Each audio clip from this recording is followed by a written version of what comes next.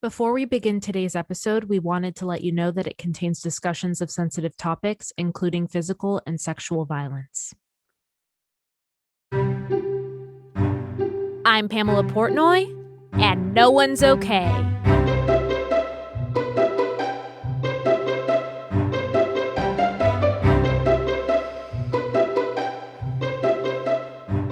Thank you. It's good. Welcome back to No One's Okay. I am back. I am here today with an actor, a writer, a producer, the owner of Hot Shot Self Tapes. His name is Jonathan Stanley. Hi, Jonathan. Hi, Pamela. Thank you for having me. Thank you for coming in today. It's so nice to see you, even though I just saw you like 2 hours ago. 2 hours ago. I'm blessed to be here. Thanks for having me. I'm gonna start getting self-conscious. It's weird because Why? if people think I'm natural. I just had this conversation 20 minutes ago with this actor that I was leaving. He was coming for a self-tape. Yeah. And he said he's like, dude, I seen your videos on Instagram, man. You're a natural extrovert. And I was like, honestly though, I'm not. You do seem that way. Because here's where my tangent comes in. I was going to tell you, I'm better when I don't have a template. I was going to I get these ideas and I was going to send them to you. It'd probably be cool to hit these, but then I'm going to be worthless. And I don't like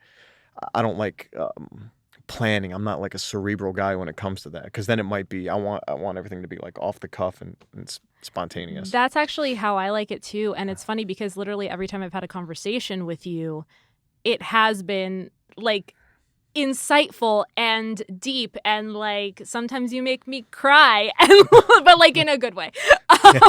Story of my life. Literally, sometimes it's better. That's where the good stuff is, when it's not planned. I think so. The happy accidents, and that even applies to self-tapes. Yes. Which you're an expert in. Oh, yeah. Oh. Maybe. I'd like to think so. You definitely are. Can you tell our audience a little bit about your journey? Where did you start, and how did you get to this moment in time sitting in front of me at this table? Oh, well, it depends which. I think everything starts from, man, it's like a pinball machine. I don't know what. That's so tricky to answer, because I look back in retrospect in life and I'm like, man, if one little shift could have changed everything. Yes. You know? Yeah. And my life has been such a series of situations like that. And, it probably starts in childhood. Mm-hmm. Doesn't most of everything start in childhood? I would say so. I think a lot of our drive and the reasons that we do what we do kind of come from childhood and our families and the friends that we have, we cultivate as children, probably. Yeah. I mean, I'm not an expert in that area, but I would assume so. Yeah, I think it starts there, which is if we're talking about the extrovert thing, I was always a shy kid. And you don't come off that way now at all. Horrible. My brother, God rest his soul, used to make fun of me because girls would like me, and he's being the big brother, and he's like, dude, what the hell's up, man? She likes you. What's going on? And I just would shut down. What was it about it, do you think?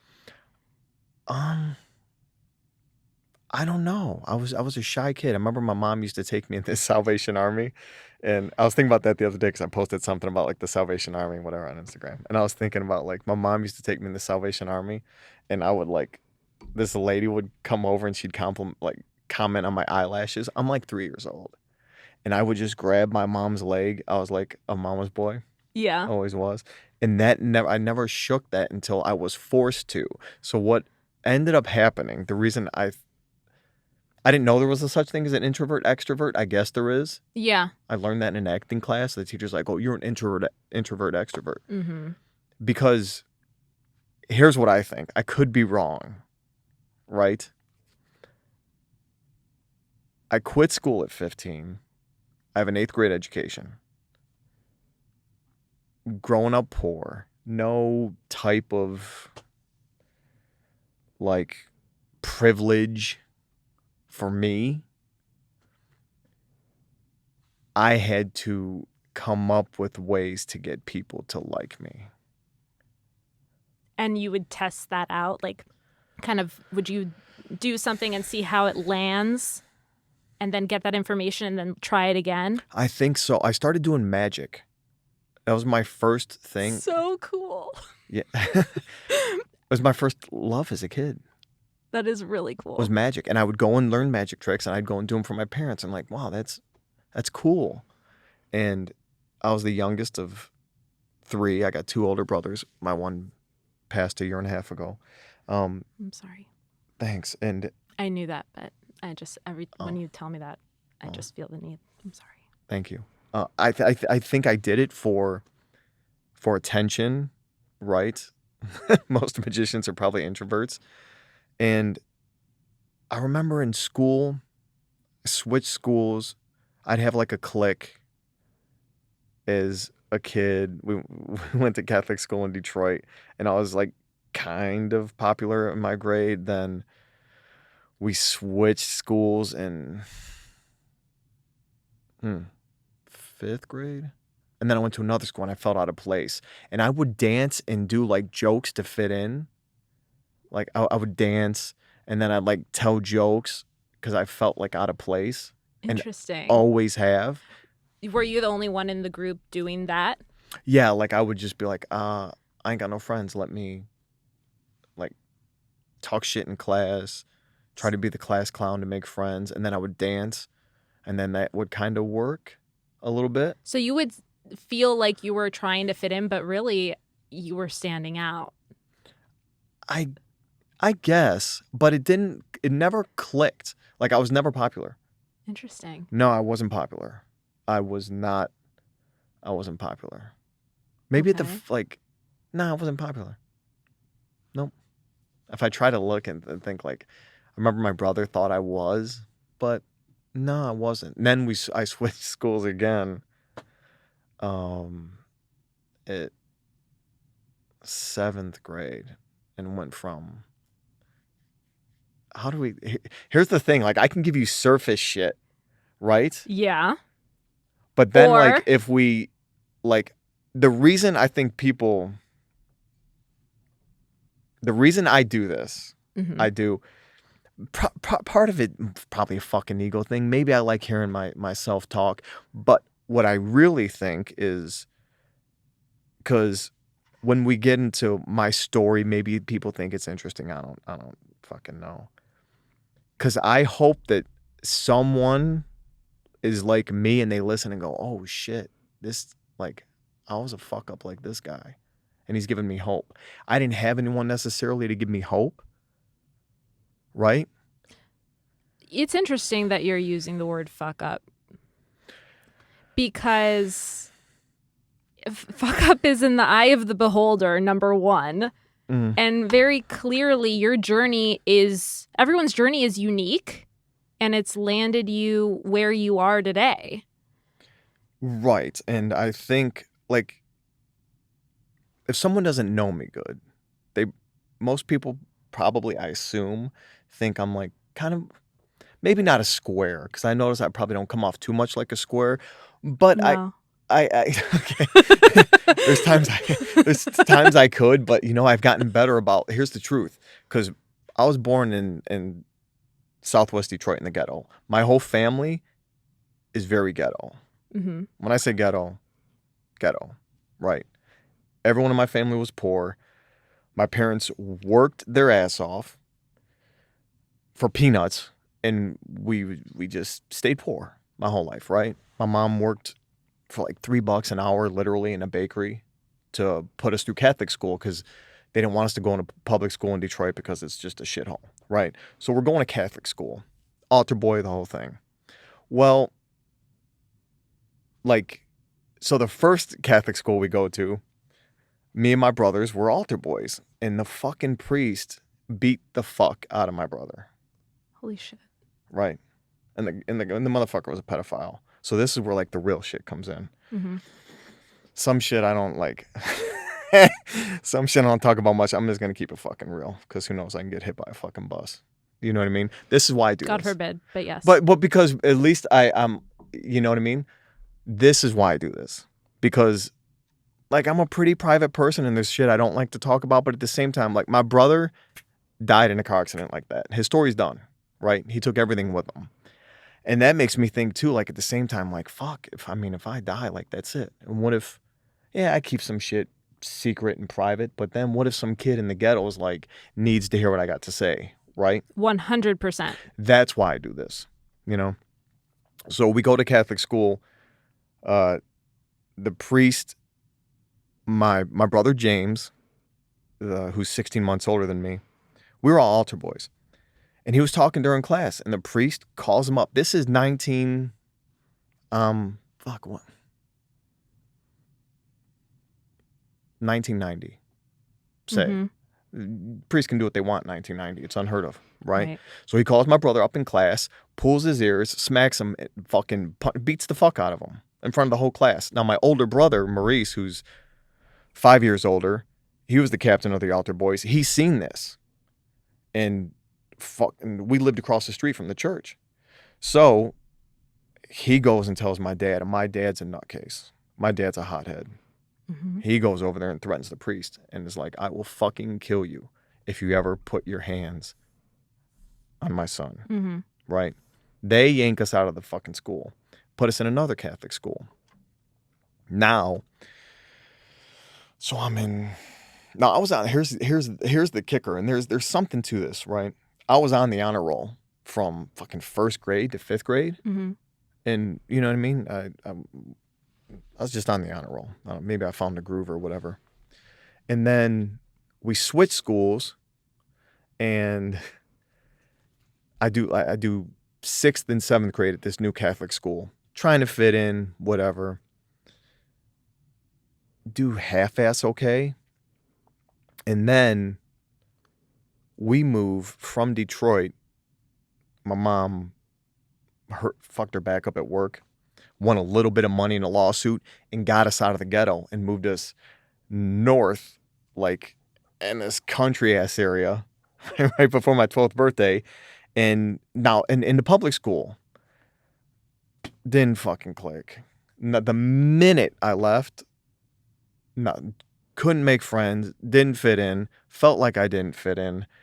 7th grade, I'm doing horrible. It's a new school, have no friends. Fucking math teacher.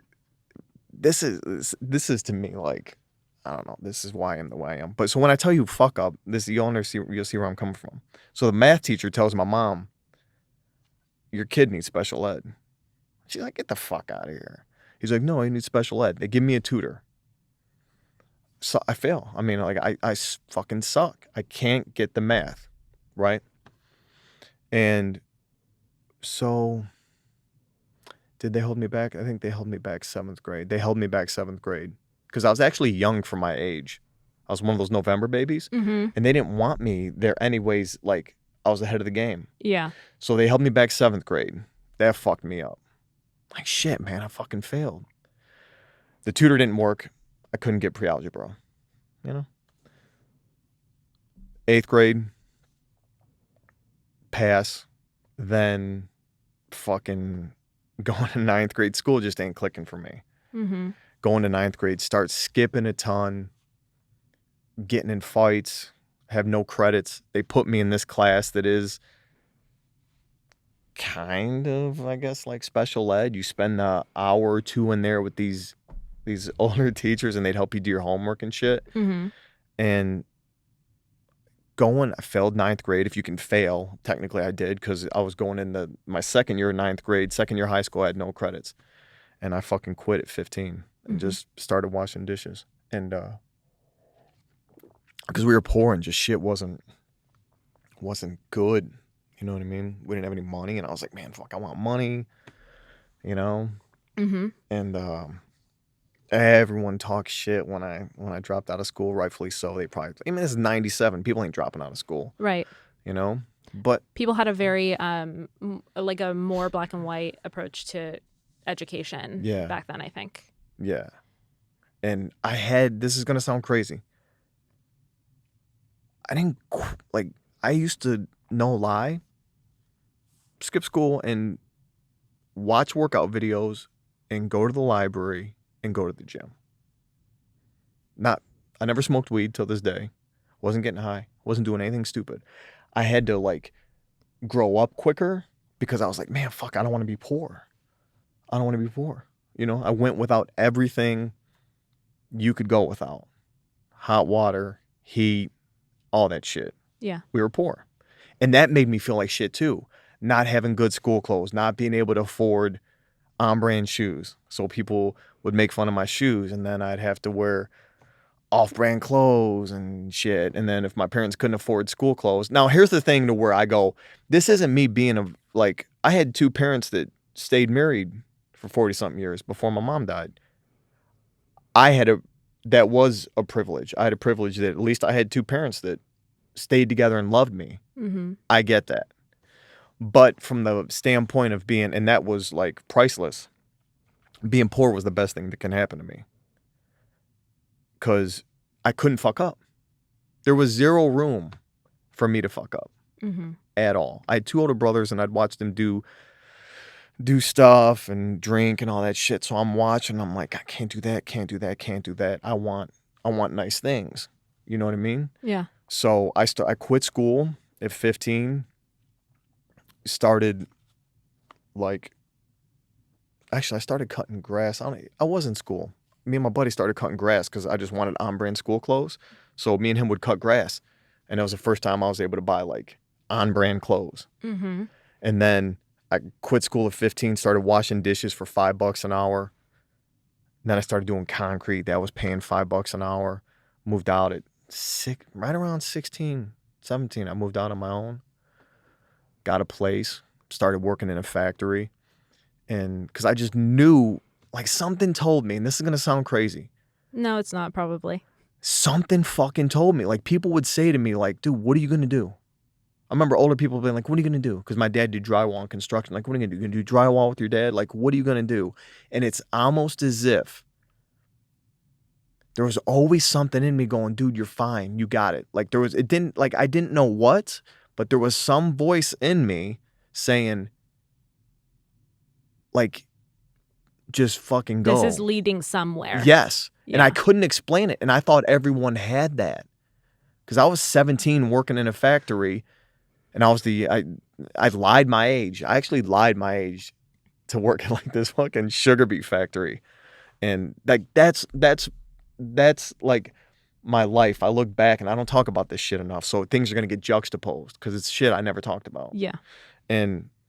But I lied my age to work at this factory when I was 17, and then the lady's like, why'd you lie? She found out. Why'd you lie? I was like, because I ain't fucking money. You know what I mean? And I'd start working and I'd give my mom money. They tried opening a business. Like my mom tried opening a business and it failed. And then she tried opening an antique store and that kind of struggled. So I always felt good like giving my mom money.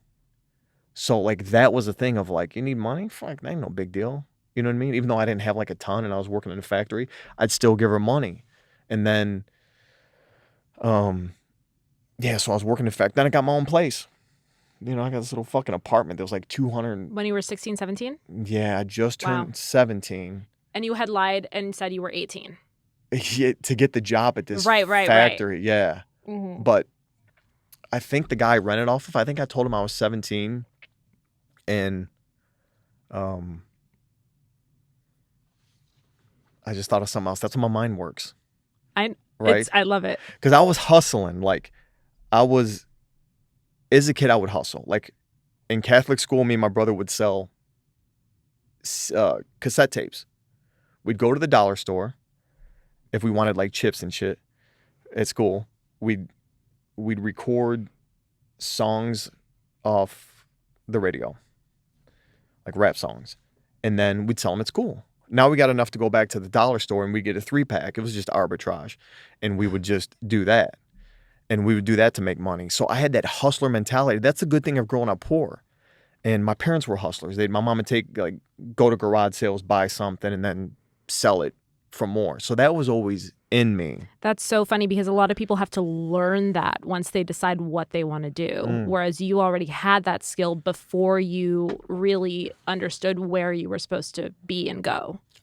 I look now and you see guys like Gary Vee or people like talking about that and the shit that like I used to get embarrassed to go to garage sales. But the stuff like that's why I don't complain about being poor. It was the best thing that can happen to me because I look in retrospect. But at the time, I asked my mom. I'll never forget this. I was probably 6. I went up to my mom and I asked her if we were poor, and she said, yeah. And I fucking ran off and just fucking cried and cried and cried. Just, I don't fucking know why. I'm surprised I even knew what poor was. I was like, are we poor? And she's like, yeah. And I just fucking lost it. And I went off and just started fucking crying. And that shit stung. But it was the thing of that made me, right? And I had an uncle that was, a pimp and a drug dealer. And I fucking like idolized him. He had money. Now here's the difference. This is like my dad and my mom were really street, but when they had us, they got their shit together. They didn't fuck around. And they wouldn't do anything that was, my mom would not do anything wrong. She wouldn't steal, none of that shit. Same with my dad. But my uncle was like, make money even if it's wrong. And he had a fucking Cadillac, and we'd go over his house, and he'd fucking have girls there. And so me and my brother would go down, and he was selling dope. Now, he was in his 60s. White dude in the ghettos of Detroit, gray beard, looked like ZZ Top. Exactly like ZZ Top. And he'd sit there, he'd have a gun in his waist, and he's selling dope.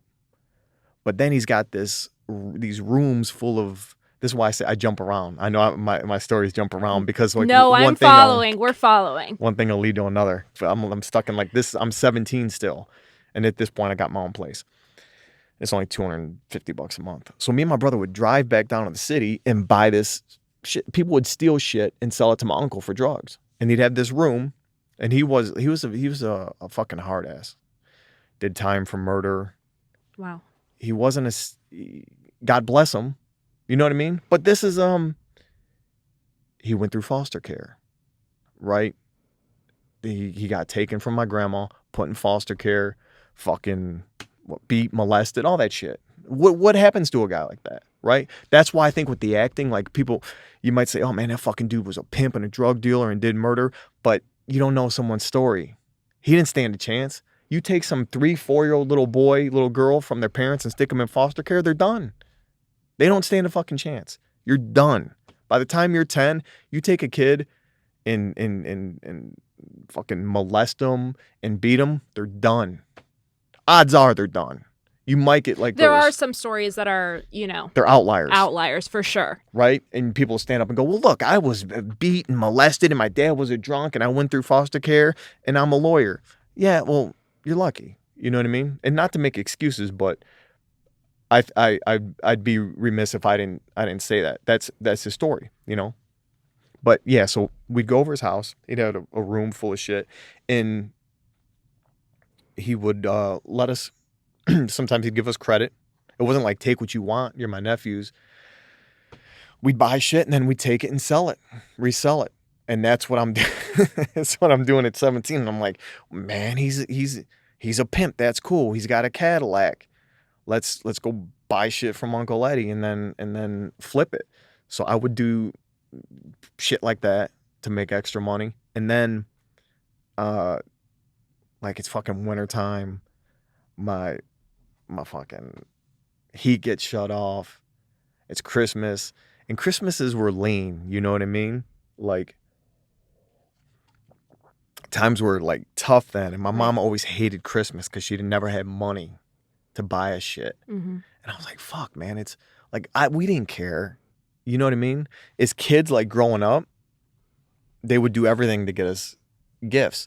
And then, there was like a lot of times as like a teenager and we got older, it's just money was tight. So it was Christmas time, and I remember I'm using my stove like it's an old ghetto thing. For heat. Yeah, just Yeah. open the fucking oven. Mm-hmm. You know what I mean? Yeah. And I go outside and it's winter.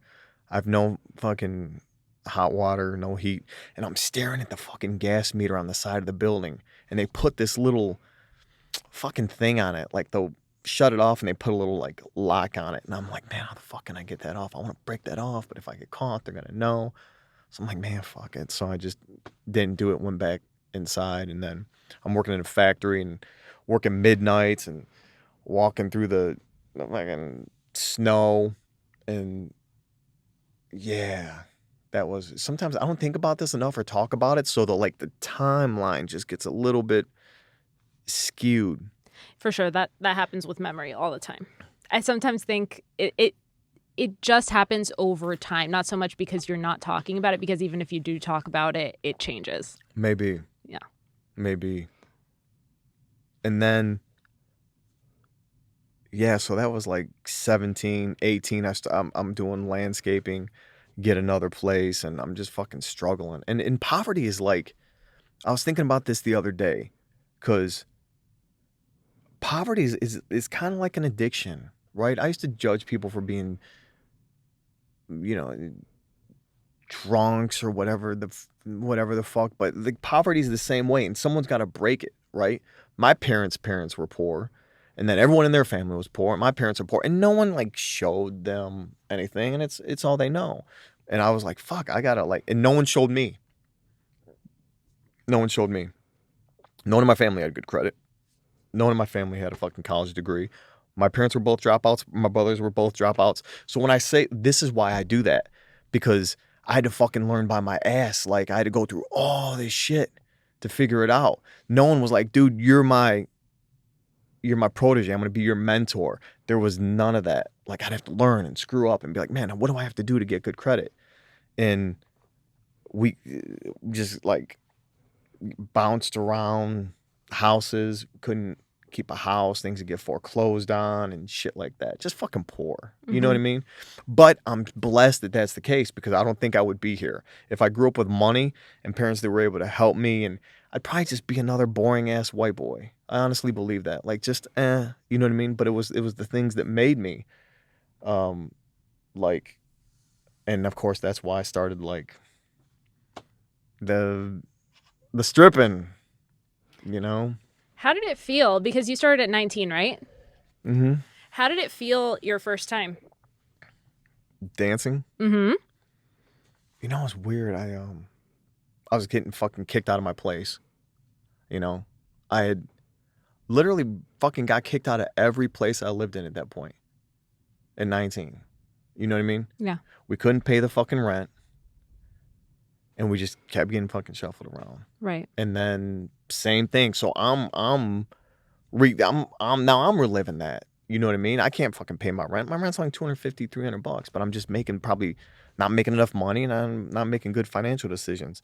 So I'm like behind on my rent, and it sounds like some cliche movie, but I'm just keeping it real. I just like broke up with the girl I was dating, and I just got in shape, and my buddy's girl, they went to like some bachelorette party, and we're all riding our bikes, and she's like, oh, we went to this strip club, da da da da da, you should go try out. And I'm like, now at this point, I'm kind of a naturally good dancer. Dancing was like, I always loved dancing. Really? Yeah. Okay. Yeah. Like, where would you dance? At clubs. Like, I would go to clubs when I was like 16, and I was the only. Really? Yeah, I was the only dude that can dance. Did you have like a fake ID, or were they clubs that allowed people that were under 18, like an under 18 club? You know what? I used a lot of fake IDs. So I've never had a fake ID ever. I've only went No? to, like, until I was 21, like I went to like the under 18. Oh shit. I think there was like one called Tiger Heat in LA. Tiger Heat. Have you been there? No, but that sounds dope. Tiger Heat. It was like the one that you would go to like late high school or college. Anyway, yes. That's awesome. You would dance. I would get, my boy had a fake ID, and I was 16 hanging out with 19-year-olds, and then like they all like dude, go out there, right? So then I'd go out there, and then like girls liked it and shit, and even at 16 I was the only dude in the club that could dance. And like white dudes, this is fucking in the 90s, white dudes dancing was like, white dudes can't dance, but this fucking dude's good. So that was a thing of like, oh shit, you know what I mean? I can use that as like social currency. I'm so curious because for a guy that was like really shy around girls, how did that change? Did that change through dancing? It helped. And you know what? The reason like I became a good dancer, like my mom could dance and she would dance with me as a little baby. Yeah. Right. And, you know, the hood in me was that, like, you know, music and dancing and shit like that. So I had that and I would just dance constantly. And then I think when, you know, testosterone kicks in and shit, but I was still like stupid shy. Like, Yeah.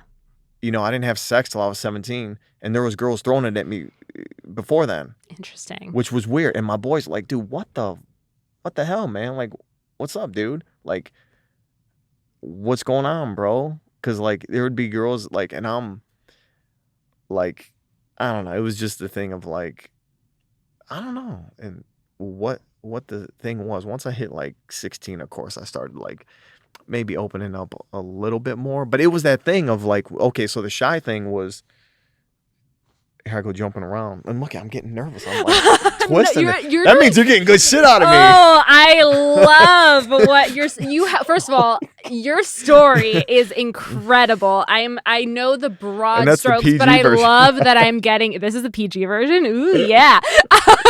I know that I appreciate you and I appreciate your vulnerability and your sharing with me. So that's what we do as artists, right? That's so true.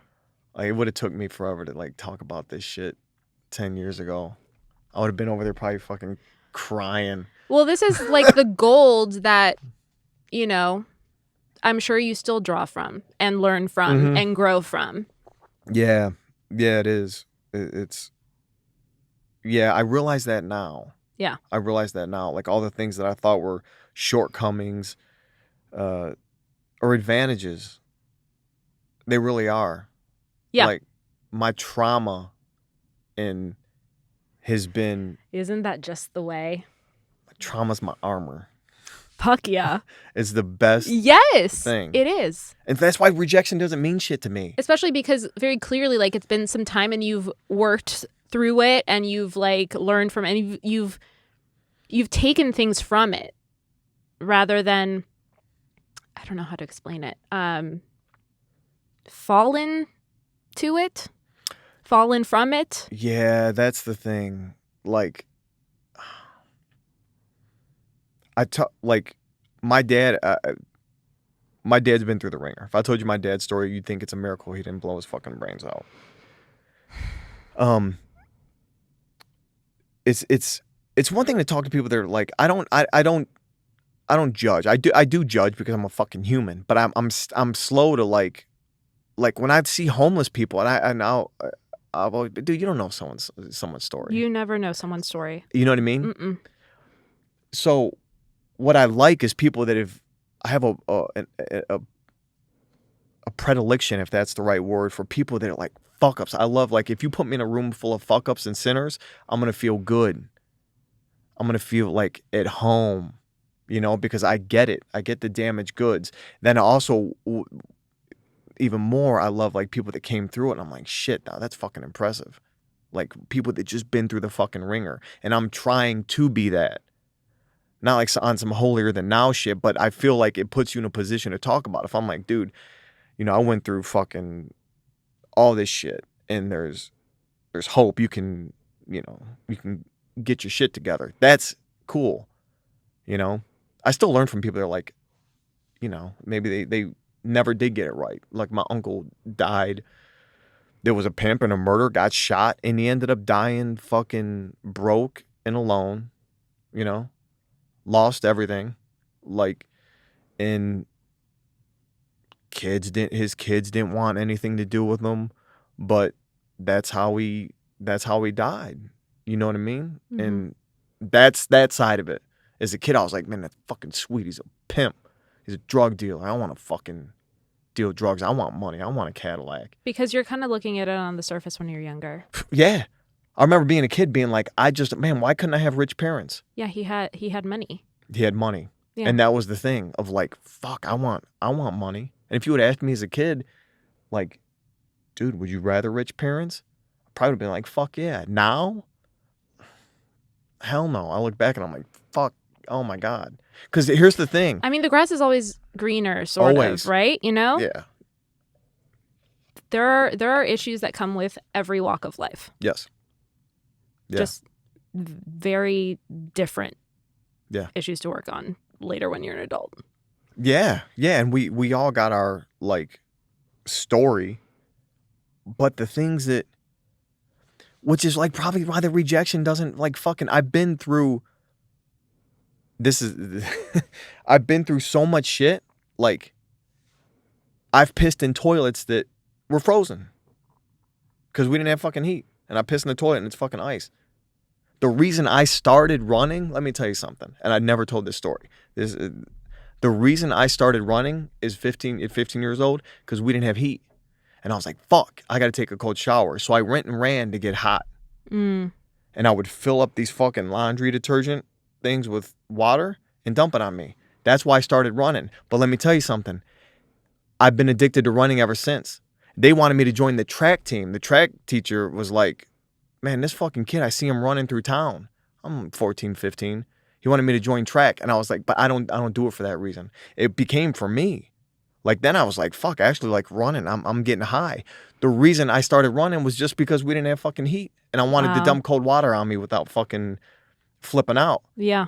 And I used to hitchhike to the gym because I had hot water. So I bought a gym membership. It was $30 a month. And then I would like find a way to hitchhike there just because like the fucking water was hot. Right. And then there was a point this is something else I never told. We had to fucking live in the back of my mom's antique store because we didn't have a house. And girls would ask me, where do you live? And I'm like, fucking making shit up. I don't want to say we were like, technically, I don't want to know if you could say that's fucking homeless, but there was fucking 5 of us living in the fucking back of my mom's antique store at like 16, 17. And I felt fucking worthless. Yeah. For like the biggest part of my life, for real, I felt like I felt legit like I don't belong in this world. Like I'm taking up space. Like I don't belong here. I'm just like, I'm fucking nothing. That's how I felt. It's for awful. real. Yeah, but you know what? It wasn't until like, I didn't know like what I had, if it was like, you know, now I look and I'm like, fuck, I wish I could have told myself like, dude, you're half-ass okay, man. You know what I mean? Like, dude, you got some skills and shit, whatever, you know? Mm-hmm. But I just felt fucking worthless because people would talk shit about me dropping out. My family was poor. We were looked down upon. And I'm like, dude, I'm just like fucking garbage, man. I'm fucking garbage. And I would just like sit and visualize like nice things. There was no law of attraction. No one told me to visualize. Well, I feel like the focus on there was the focus that we have on mental health today is way more is taken way more seriously now. Mm-hmm. And you know, I don't know what that would qualify under, like the law of attraction. It would be like self-care. I don't think that was like a term really used back then. No. Like this is all relatively new. Like addressing childhood trauma, that's relatively new. Like everything so you're dealing with all these things that were kind of just there and not really talked about or supported. Yeah, there was like, I did it as a form of escape. I wanted nice shit. And we were in this fucking piece of shit house. I probably got kicked out of my first apartment, and then we had to go stay in this fucking just piece of shit house that they ended up tearing down. And, you know, I'm still working in this fucking factory. And I had this fucking piece of shit fucking bed and like a space heater, and I'd throw my fucking blanket over the space heater so it could fucking like blow hot air, no hot water again. I would sit and visualize nice things All I had. Was it comforting? Oh, yeah, it was an escape. I'm like, Yeah. I would just picture myself like having a nice car, having like a place that's like nice and Mm-hmm. presentable, and like then shit would click, and like fuck that came out of nowhere. There was no one that fucking told me to do that. So when you started dancing, was that kind of like one of the first times that you felt, oh, there's something a brewing? Yeah, cause I'll tell you how I got into that. I was getting kicked out, and then I didn't even have the money to go to amateur night. So I call these fucking people and I'm like, hey, what do I do to get hired? He's like, oh, it's an amateur night, da da da da da. Mm-hmm. So I write a bad check. The guy I'm renting off of owns the liquor store 2 doors down. He owns this building. So I'm like, fuck it. If I writing checks back then, I'm like, if I write a check. I still write checks occasionally. Yeah. This trick I'm getting ready to tell you makes sense. I was like, if I write this now, he's not going to cash this shit for 2 days. So I might be able to get the money in there. So I take a fucking bag of bottles, and I don't even have insurance on my car. I can't afford insurance. I take a bag of pop bottles and I write a check, and I got enough gas money to go to amateur night. And I go and I win. It's in Windsor, Ontario, which is Canada. Uh-huh. In case you don't know geography like me. It's across the border. Like Detroit, you go right across the border. Boom. So I go, I win, and I win $50 Canadian. Ooh. And I take that shit right to like this Canadian fucking liquor store, and they give me like $36. And I'm like, sweet, I can go home. I got like, I can clear the check. That's what barely had enough. And then, so I do the amateur night. I'm like fucking sick to my stomach. I'm scared. Yeah. And the guy's like, come back in a week and I'll introduce you to the manager. So I go back down, and this is a full nude club. Really? Yeah. Okay. Full nude.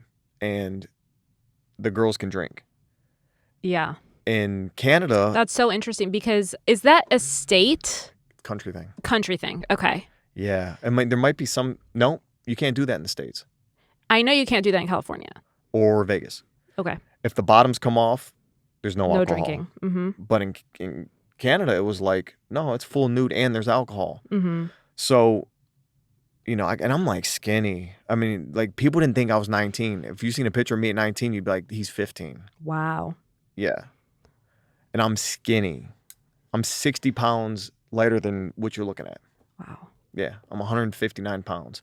And the manager's like, dude, you're skinny, man. But he's like, But you can dance. Yeah. The other manager was like, look, man, he can dance. And he's like, well, you got to put on some weight. And then he says to me, I'll give you the PG version. He's like, I got to see it. Really? I'm like, fuck. Now here I am. Yeah. And they're both standing there. I'm broke. Yeah. I need some money. So I just, I'm like, cool. All right. I stand up, pull my pants down. He's like, okay. So they give you this contract. You got to like get a license, and you got to get a work visa and a license, because you got to get naked. You can't go work in Canada if you're taking jobs from other people. Like I couldn't get a job at that strip club as a bartender because I'm taking a job from other Canadians. But you could take a job in LA.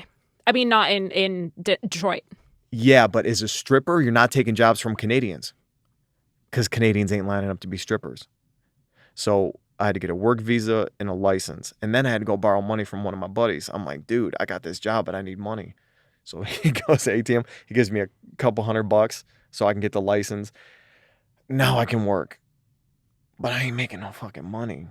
Like, it's, some older woman, they're looking at me like, I guess he's cute. But I didn't have, like, a groove. Like, I could dance, but I didn't understand the business. There was, like...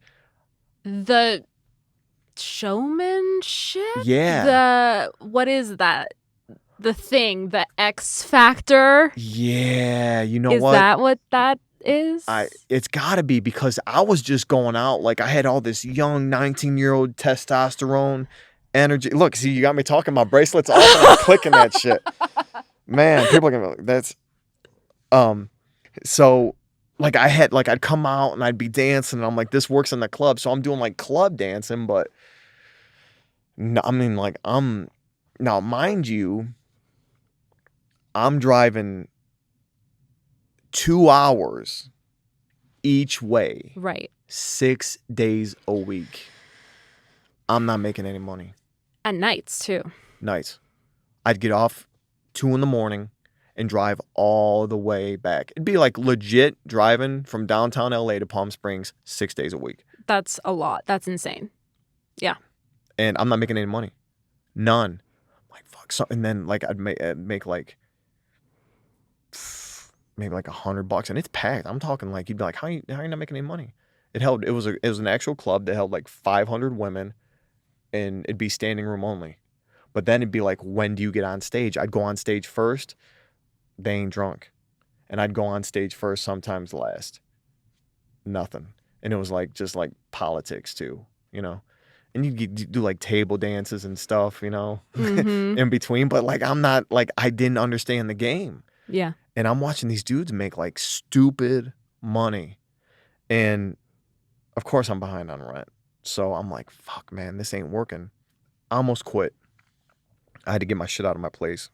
So my boy was on the east side of Detroit. He guy I was working with. And he's like, man, just stay with me. So I got rid of all my shit, put it in a storage unit, sold some of it, and I moved down. And I'm sleeping in his basement on a couch. And then I started like half-ass like finding my groove, and then we'd get customers. So like customers would come in and they could buy you for the hour or for the night. Yeah. I know it's gonna be crazy to wrap your head around, because like it's the antithesis of what we think, right? So then we'd get clients and, you know, they'd sit with you and just want to talk. And they'd give you $150 an hour. And when you got one of those, you're like, oh, shit, okay, I'm doing all right. And then Talk? What's that? They would want to talk? People don't believe that. Like, I mean, it's a whole other, like, when I talk about, like,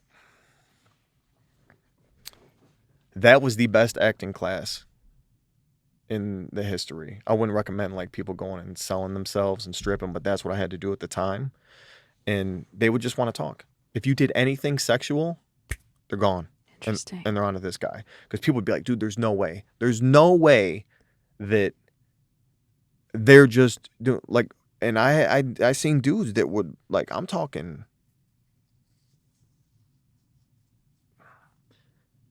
stupid money, 50 G's. And these girls, now, as long as, let me tell you something, because here's the thing to where, now that I'm older, I try to like be somewhat respectful and not glorify shit. So I paint both pictures. Right. Right? It all exists. It all exists. So here's the thing of like, and that's like having my uncle that was like a pimp and a drug dealer and like being in that lifestyle, like and hearing stories. I heard so many stories. I didn't have a traditional fucking white boy childhood at all. So I heard a lot of stories about shit. You know what I mean? Yeah. And then I think subconsciously I had an affliction for it. Right? And so I'm gonna keep it real. Otherwise, I guess it's in vain. So I would see, you know, like I had a couple boys that they had these customers that worked at a bank, and these girls would steal money from the fucking bank and give it to them. One girl, now this is where it's fucked up. This is the fucked up shit. But this is also the stuff that I think makes me a good writer. This is where it segues. It wasn't in vain. You know what I mean? Definitely not. This is all contributing to the person that's sitting in front of me right now. Yeah, and I like to think that, you know, I'm a better person because of it, and I probably got my karma. I'm sure I did. But like we'd have clients that would just fucking, you know, put themselves in a poorhouse to give us money. And we for connection, do you think? Yeah, a lot of it was for connection. You know, the same reason, because there was no like, I kid you not, the minute you gave them, like it was all about creating a fantasy, not fulfilling it. It's like Hollywood, and the people might dispute this, but I honestly believe, and I've said this, the only difference between Hollywood and a strip club is a union, because it's all about a price. We all ain't gonna do some shit until the money goes up, right? For the most part, I Most think. of I us- think depending on the person, it always depends. But Most of us. I see your point. Most of us were like, I wouldn't do that. And then it's like, yeah, but you would for this. Most of us. It's just you ain't been put in that situation, or your price hasn't been named, right? Sure, most of us got that definite fucking line in the sand. I'm not doing that. I'm not doing it. Fuck the money. It ain't worth it. I can do that now because I've been in situations to where I have sold out. I've compromised myself. I've compromised my morals. I've done shit I shouldn't do. I've slept with married women for money. But that's like, what the fuck was I gonna do? You know what I mean? I understand. So it's me justifying it. It was still wrong, and I'm sure I got my karma, and I'll probably get my karma. But yeah, so like that was the thing of, you know, I'd see these women come in and married. One girl, her dad had a jewelry store. She stole tons of jewelry, stole his money, gave it to my boy. One girl got credit cards in her dad's name and would have the bartender. Are we supposed to just be talking about acting, or does this like this sounds we'll like get there. This sounds we'll like, get there. This sounds like We're one of still those. on question one. I still feel like, I will say, you probably hold the record for most thorough answer to my journey question. And I fucking love it because your story good. is fucking incredible. I feel like, because sometimes I feel like this could turn in like to one of those like Vice shows.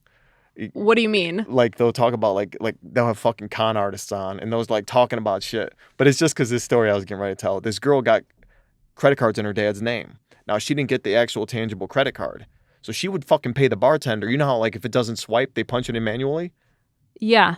You ever have that happen? I think so, yeah. Well, sometimes because of the magnetic strip isn't working. Exactly. So they punch it in. Well, she would pay the bartender to punch it in because she didn't have the actual credit card.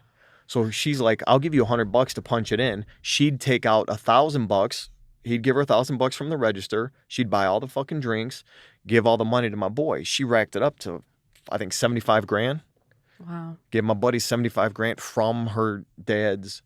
For like how much work? Oh, there was no. Like how 75 grand for. Oh, over the course of 6 months. Wow. She stole the fucking jewelry. Holy shit. Off her grandma in her casket and pawned it and gave it to him.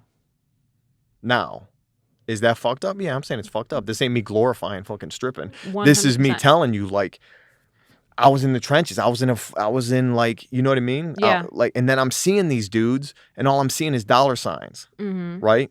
And I'm like still trying to give my mom money. Yeah. And I'm sleeping on my boy's couch.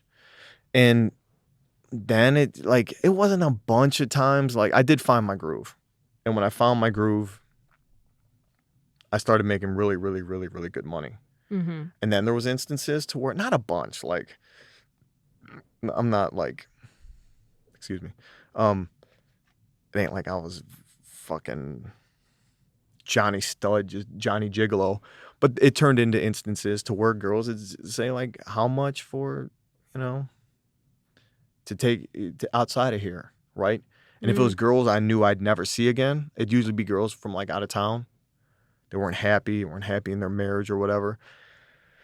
And then like I started like, not like. Look at me, that's like a softener. I started like sleeping with them like for money. You are preaching to the choir. I am all valley girl. I use like and I talk in the back of my throat way too much. You even called me out on my softener today where it's I breathe in between fucking saying things all the time. And that's what I'm doing.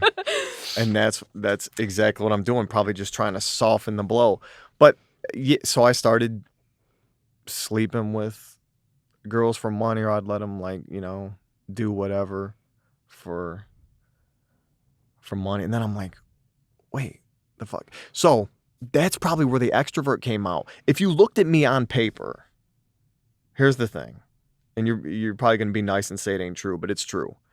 If you put on paper from birth to 19 years old, I should probably be in a fucking drug house. Worthless on paper. If you gave it to someone at a company and was like, do you want to hire this guy? Like, born in the ghettos of Detroit, parents are dropouts. I understand what you're saying. I do. I just refuse. But maybe now. But on paper? Did you think it would be permanent? Which part? What would be permanent? The lifestyle that you were leading at that time. This tripping? Mm-hmm.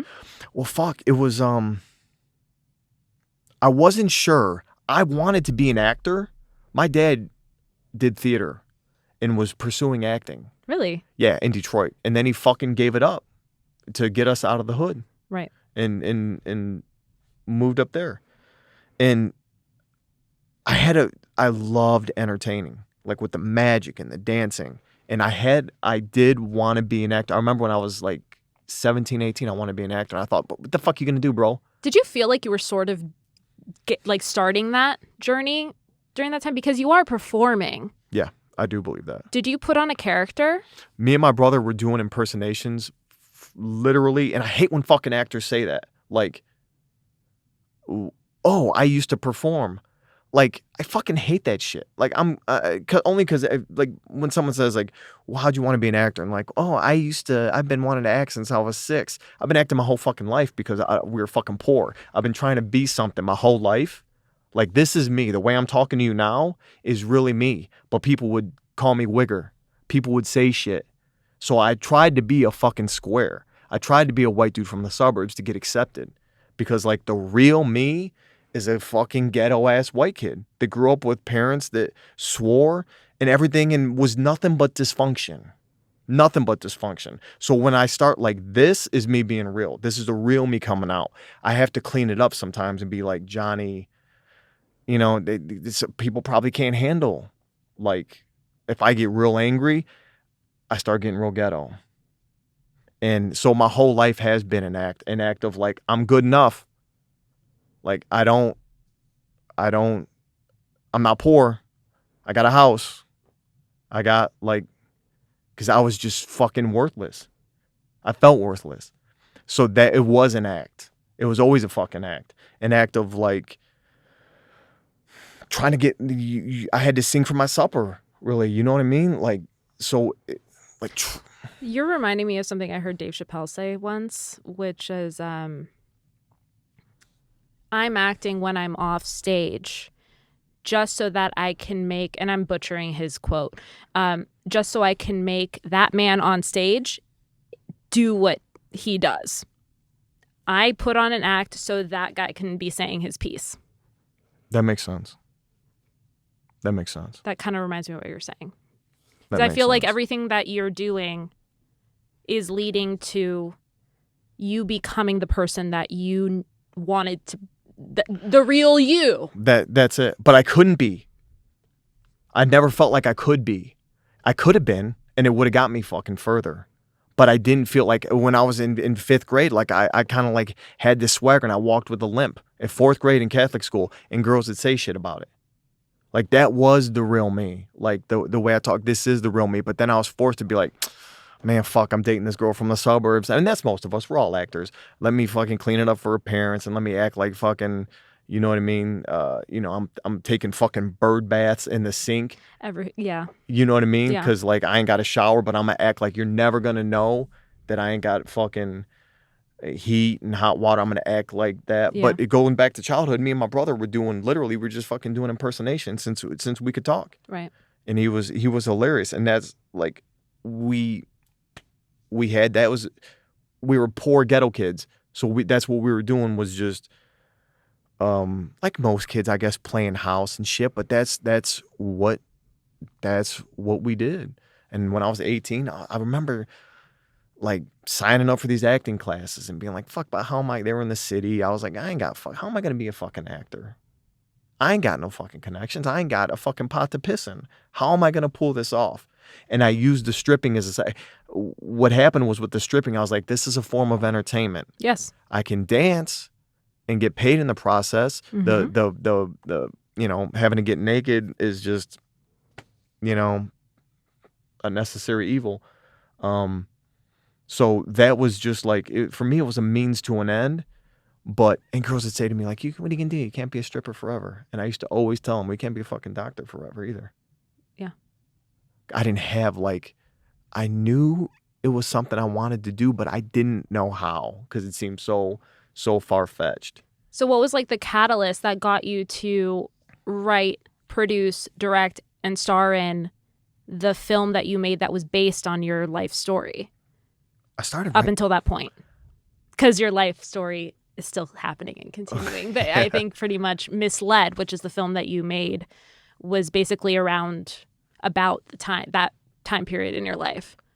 Yeah, it was about that. I started writing some, I was just crazy shit would happen to me. And I'd start writing it down. And I was like 22 and I used to stay up all night, on fucking Red Bull and energy pills and shit. Mm-hmm.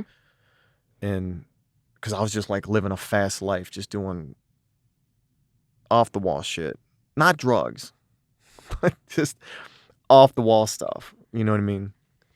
It's funny, because the Red Bull and what did you say, caffeine pills? Is that what you said? Yeah, from gas station. Drugs. It's drugs. Technically. Yeah, I mean, yeah. It's in the eye of the beholder. Aspirin's a but drug. Yes. Yeah. Yes. But I wasn't doing I never touched coke. Yeah. I didn't even drink a lot of times Mm-hmm. when I was stripping. Mm-hmm. I just wanted the fucking money and clothes and cars and shit. So I started writing something when I was 22. I wrote some shit, but because what I was going through was far out. You know what I mean? I tell my boys stories, and it was just my mind got twisted, right? Here I am in a club. All these girls coming in are getting married.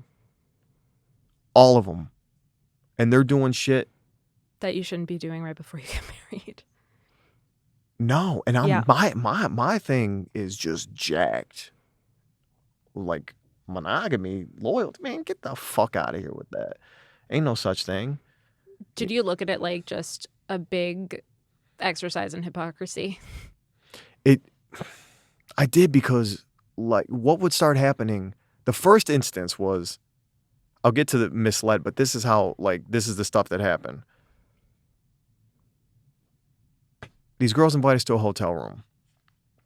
And, I'm messing around with this one girl, da-da-da-da-da. And then her friends, it's me and my boy and probably 6 of them.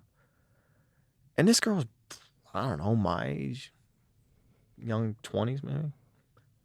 And her girl's like, oh my God, they're coming back. And I'm like, what's up? What's going on? And she's like, oh, you got to leave her. The men. Yeah, the men are coming back. And she's like, how much do we owe you? And I was like, shit, I thought we were here for free. They pull out money.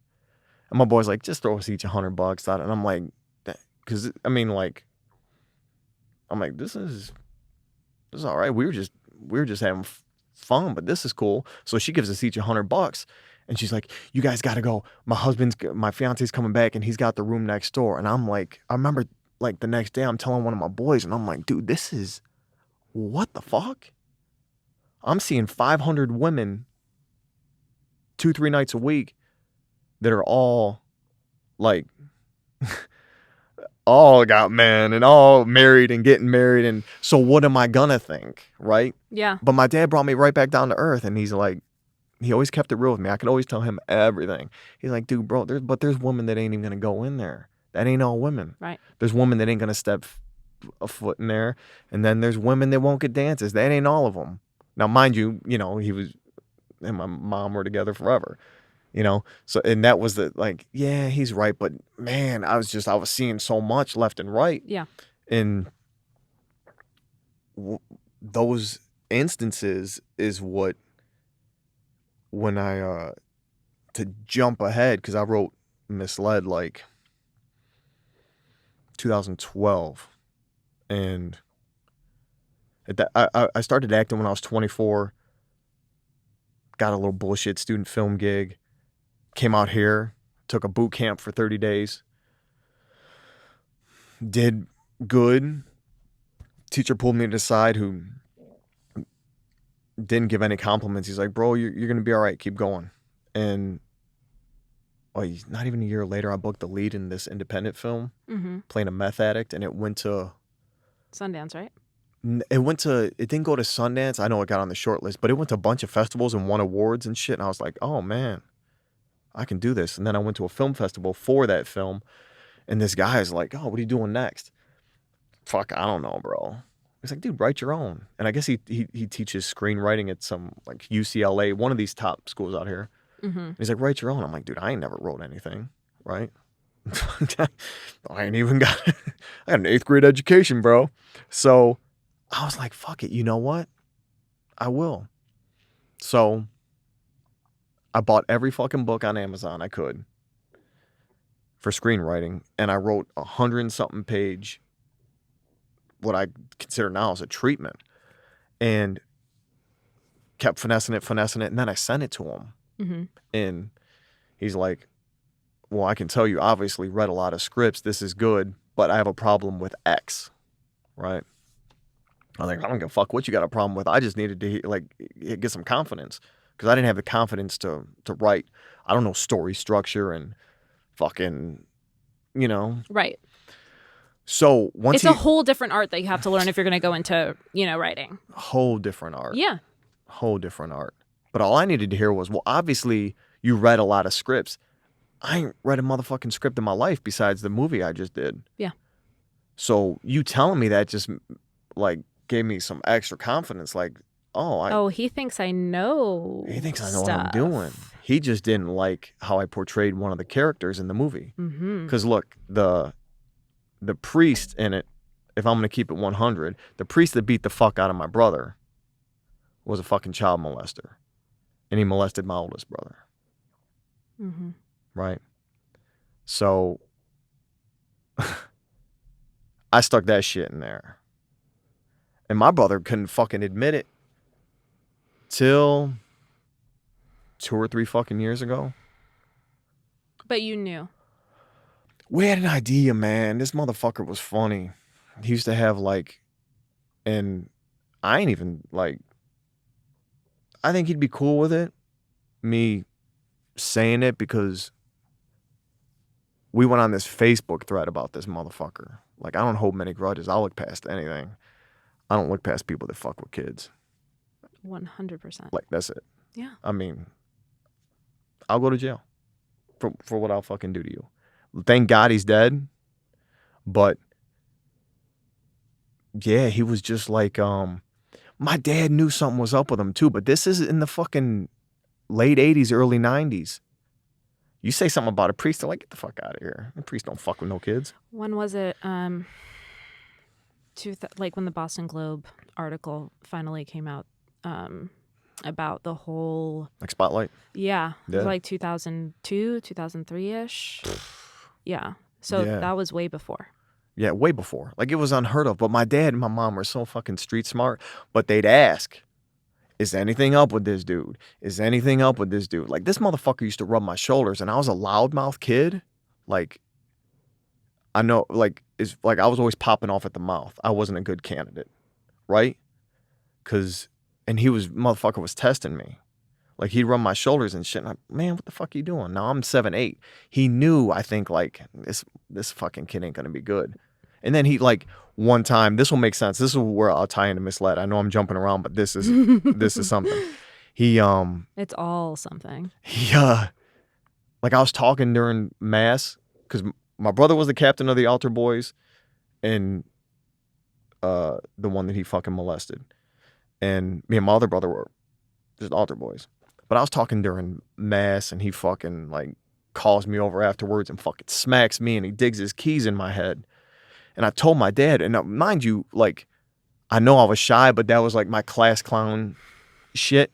I told my dad, and they're like, well, you're fucking, you're always popping off. You're a little smart ass, you know what I mean? Yeah. So they look past that. And then with me, he would just like, the breaking point, which was weird. I look back, like we'd walk from the fucking school to the church. And like we were just fucking around online. This motherfucker picks me up by my throat and throws me on the fucking grass. And I like hit the flower bed. And I remember telling my dad too, and he's like, what did you do? You know what I mean? And I'm like, man, what the fuck? And then it was like, it wasn't until, because he'd always ask like, hey, is that motherfucker funny? He was doing the candy shit, giving kids candy. You know what I mean? But then the fucking weird thing was he started like buying my brother underwear. That was the weird thing. He brought him fucking underwear. It's all weird. And it's all weird. Yeah. Like if you, my dad like went to a Catholic school where he got hit. And it was like one of those things like back then, like my dad's Catholic school was like the priests were just tough. And they say, shut the fuck up and smack you. But they weren't fucking with kids. So he thought it was that. Right. And I had a big mouth. So, okay, if it was just that, maybe. But it was the fucking, like, this dude was a fucking pedophile. You know what I mean? So when I wrote the script, I knew, like, he wouldn't admit it. But I was like, oh, so we switched schools. And then one of the moms that my mom knew was like, hey, look, they were cleaning out his house and they found fucking pictures of little kids. And my mom's like, will you fucking say that in court? And she's like, yeah. And then she fucking ghosted. And someone got to her and she fucking wouldn't admit it. So my brother finally, it fucked him up. You know what I mean? Of course. He finally admitted it to me a few years ago. And I was like, dude, I mean, we fucking knew he was. You know what I mean? And you included it in the movie before he admitted it to you. Yeah, because I knew there was no doubt in my mind. Did he see the movie? Yeah. What did he say? Not much. He didn't say much about it. And it's funny because he admitted it to me after the fact. But I mean, I knew when she told, like, okay, fine, he didn't do it to you. When the lady, like, I knew the motherfucker was a pedophile when he was having you try on underwear. What fucking dude has a kid trying on underwear? You know what I mean? Yeah. And then they found pictures, so that's good enough. I'm gonna put this shit in the fucking movie because it is one of those things that changes, right? It changes the fucking trajectory of your life. Yeah. Good, bad, or indifferent. So when I put that shit in the movie, that was the thing the dude said he didn't like. He's like, I like it all except the priest, you making him, you know, gay. And I thought, I really don't give a fuck. They say write what you know. Yeah, it's what I know. Yeah. That's what I know. You know what I mean? And that's what I wrote the movie about. And I didn't want to glorify the dancing, because if I would have made it, I could have sent you. I should have sent you a screener. I've been trying to find it online. Oh, if you would ask me, I would have just emailed you a screener. I'll watch it after. Oh, okay. I'll watch it. I'll reach out to you. And I won't give. I do want to see it. I won't give it away. I didn't want to glorify. Like, if I would have made it like really, really about my life, like on the dancing, they would have been like, I can't root for this dude. Here's a young dude getting paid from women to have sex. Fuck him, right? You weren't rooting for Channing Tatum. It was nice to look at him. Not really to root for him. You know what I mean? Like, he wasn't struggling. Like, I understand what you're saying. I just think it's very hard for me to see myself not rooting for you, particularly because I know you now. And you're telling me this story, PG version or not. It probably ain't PG no more. I was doing the old surface thing. Like, to where you just like, yeah, everything's cool, everything's okay. Yeah, the fucked up childhood. Who didn't have a fucked up childhood? Everything. Yeah, you know, it's what you do, man. Life ain't, like, that's normally me. You know what I mean? And it is me. Yeah, life, you know, to live is to suffer. Life fucking, you know, you just keep going. But that's the shit I developed as a kid, right? It was like, I just had a callous thing about me. And being the youngest, so I'd watch and I'd be like, cool, don't do that. But how much of it is genetics? My mom said I didn't cry as a baby. They had to take me to the doctor. Yeah. And they're like, he don't cry. We'll leave him, like, if he's in a room alone, nothing. And he's like, I guess you just got a good baby. And a lot of that is me. So Like, and that's the introvert part of me. Like, listen to me, you're probably like, this dude ain't like, but I am. At 17, I didn't have any of my friends. I didn't let them come over to my apartment. I didn't have any parties. I never had like people as like the real me, right? And I think it was developed as a kid, like I just fucking always took it on the chin. Yeah. And thought, what the fuck good is it gonna do to like cry? Like, what am I gonna fucking complain? Like, this is it. This is it. And I remember telling myself at 17, it's gonna sound fucking crazy. I would tell myself, this is morbid, but it's real. If I can't live the life that I want, then I don't want to fucking be here. And that's the truth. And it's like crazy fucking like, but it's the fucking truth. Like, I would tell myself that. Other people got nice shit. Why can't I have that? And I don't want to fucking be here if I can't have it on my terms. And I ain't got the fucking balls to kill myself. And I've thought about it. I'm like, man, fuck. It would just be nice to like, man, fuck.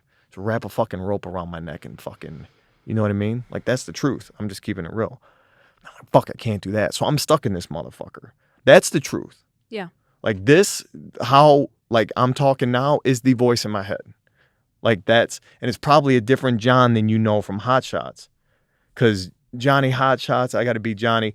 But, like, the real me, if I'm keeping it real, like, that's the voice in my head. That's the truth. And that's why I'm like, I'm fucking stuck here. I'm stuck here. So this shit has to go on my terms. I don't know what made me think that. It's 17. I don't know what. But I'm like, why can't I just have it my way? Well, do you think that was that thing that was always inside you that was like, it's going to be okay? I do, and it's weird because, no, it ain't weird. I'm a firm believer in God. Any kind of God. Mm-hmm. I'll pray with Muslims. I was brought up, I consider myself a Christian. I'll pray with anyone that'll pray with me. I'll go to a synagogue, a mosque. I'll pray with anyone because we're all going to get our prayers answered. There's something going on. And I think that's what it is. And I'm thinking, damn, why? But doesn't everyone have that? Do we suppress it? Do we ignore it? And it's kind of like, what is that voice? Because that's what that voice says to me. It says it to me just like that. Like, that's really interesting because I have that voice too, but I don't know what it is yet. It's cool that you've sort of feel like maybe you've identified where it comes from. But for me, it's like, am I being naive? Am I just like really, really naive? And I have some sort of belief that things are going to go the way that they should. And that I, maybe things will turn out not exactly how I want, but maybe even better, or that everything will be okay. Like, because I have that voice too sometimes.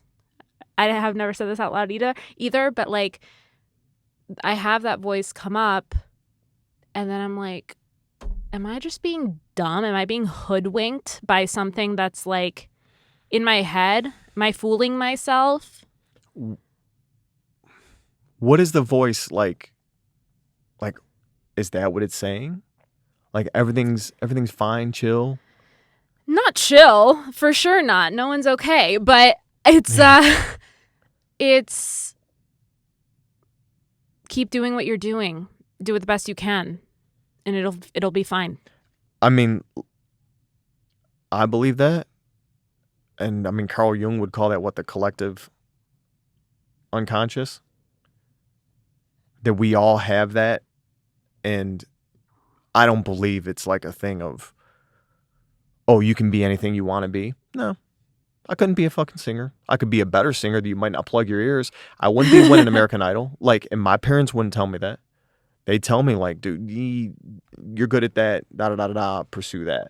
It wasn't a thing of like, I can be anything I want to be. No, it was a thing of, and I think that voice is honestly the universe, God telling you like that stillness for me. There's been too many instances in my life through horrible traumas and calamities, and my parents, thank God they instilled that in me because my mom had unshakable faith, and my dad does, in the face of stupid adversity. We were getting kicked out of a house when I was probably 7. A piece of shit. Roach infested fucking house. Because they couldn't afford the taxes. Honestly, the taxes might have been $200. They couldn't afford the taxes. My mom, I couldn't make this up. Swear to God. On her, shouldn't even have, no, I'm not going to swear on her grave. But I swear to God, she goes to the church. She lights a candle for a house. Leaves the church. Walks across the street. This lady has a for sale sign. She sticks it in the ground and says, "You want to buy a house?" And my mom says, "I ain't got no money." She goes, "Let's go inside and talk. I got to go to Tennessee, and this place is completely furnished. You can make payments to me." Wow. And we moved into that house. And it was that, like, I can't write that off. I can't write that like, you can't. And it was always a thing of like, and I'd pray and I'd pray and I'd pray and I'd pray. Even when I was doing wrong, even when I was stripping, I'd pray. You know what I mean? And I'd do things to try to like right my wrongs. But I would just always pray and say, I don't know, I'd go to, church and just say, "God, I don't know what the fuck I'm doing. Like, I don't know what to do. Just show me." And it worked. Till this day, it works. And that voice, and we all have it, doesn't matter your denomination, is what got me through every time. And you just got to listen to it. And like, did I answer your question about Yes, it misled? does. Yes. Yes, it did. Beautifully. Beautifully answered my question about misled. And I do thank you for sharing that with me. Actor question. Mm-hmm. Yeah, that thing. How did we get here? No, it's amazing. What would you're a big believer in creating your own work then? Yeah. What would your advice be to people that were trying to go down that path? Just fucking do it. Yeah, that's why I'm such a fucking, I think the people that come to me and Are you going to say that like people that come to you to ask for like advice, mentorship, how do I do this thing? Do you have a little bit of like a thing where you're like, well, I didn't have that. I figured all this shit out on my own, which is completely a respectable point of view. And the thing is, I learned by doing. Do you think that like that would be the best way to learn, just to get in there? Learn by doing, you mean instead of like approaching someone like me and asking for advice? I mean, I feel like you can ask for advice, but like I would have been way more. I feel like a lot of people need hand holding. Some do, and I'm gonna try to. Shit, you asked me something I was gonna say because, like, I think the people that fucking come to me and come to Hot Shots do it because I keep it real. Some people get offended, but I'd rather like keep it real, and some people don't fuck with me or come to Hot Shots, but at least they know where they stand with me, and never in like I don't put people down. No, you don't. I'll tell you to memorize your lines. I've told people to memorize their lines, and they lost their shit on me, and won't come back. It's that kind of thing. Okay. But even the way I told them to memorize their lines, it's a part of the job. I know, but I've had people do it. Some people can't handle. But I've been in acting classes to where they just want your money. I'm not Johnny Transaction. I can't. It's ingrained. Like if there's something ingrained in my DNA, you care. You're passionate about what you do. Yeah. Yeah. Yeah. So I'll just tell people like, honestly, I might not be the one for you. I might not. With making your own work, you do have to do it. There was a question you asked me. What was the question you asked me after that? What would you say to people looking to get in there, to do their own work? you have to you got to do it. I can't tell you the doors that open for me making my own work. No two people's stories are going to be the same. I didn't get from my feature, I didn't get financial success. I had an investor. He gave me the money. Yeah. I made the movie. I'm proud of the movie. It didn't it went to some festivals, but the hustle part of me, I rented out AMC theaters and I stood outside of them selling tickets and I'd sell them out because I just wanted to pack the theater and get my movie seen. And I made another short film, sold my car, didn't have the money to do it, racked up credit card debt, and made a short film in 2016.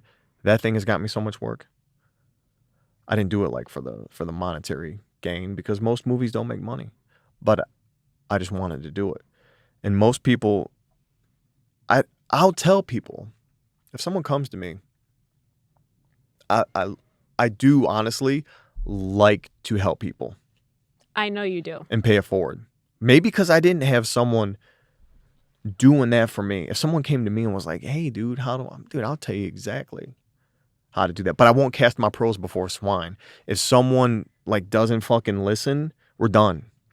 But you gotta help me help you. Oh, yeah. I'm the dude that would have, till this day, if I wanted to direct a TV show and I like directing, I would Spielberg, Scorsese, Fincher, if they're like, dude, you can get my coffee every day for a month. Yeah, bro. I will give you $100 a day to get your coffee every day for a month. And I swear to God, I won't say one fucking word to you. I interned at Sony when I was in college, early college, and I worked in the international television department, and I wasn't a great intern. My favorite part, I'd go around to everyone and get their coffee order so that I can walk through the lot and just watch and see the action. That's pretty and damn see cool. what was going fucking on. You see, you're getting in your bones then. You're I like to immerse myself. I like to get in there, see it. Well, and you're also getting, not to get woo-woo, but I mean, you're getting your body and your subconscious mind used to that environment.